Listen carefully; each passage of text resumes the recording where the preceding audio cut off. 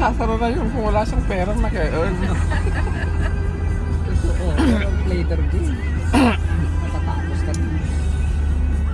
Yan magaling si Alex. Oo, barangay Egui. Barangay ni Lolo Juan. Yeah.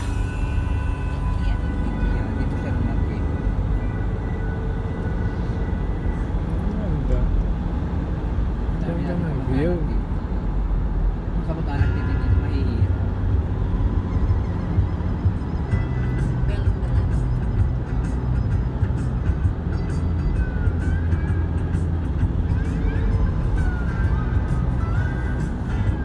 Kaya noon si Daddy.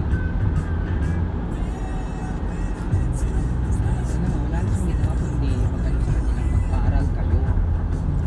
Mag-enroll kayo. Tapusin yung high school.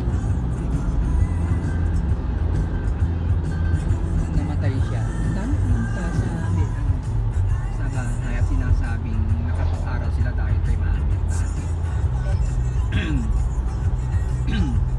Kasi ang dami nakatira doon sa amin noon sa bahay. Daming estudyante. Doon sila tumira sa bahay. They had a room for themselves. Kaya doon din sila ang tumutulong kay mami siguro sa bahay. Oo. Saka siya ang nagbabayad ng kanilang tuition fee.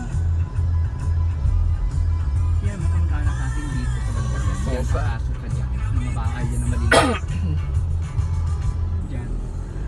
Nung bahay pa si daddy, sinamahan kami. Ang ganda ng burger, Sosa. Sa mga kamag-anak natin.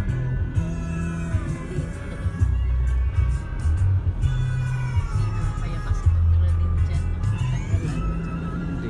Hindi kami ngayon dito. Doon kami sa Bayambang.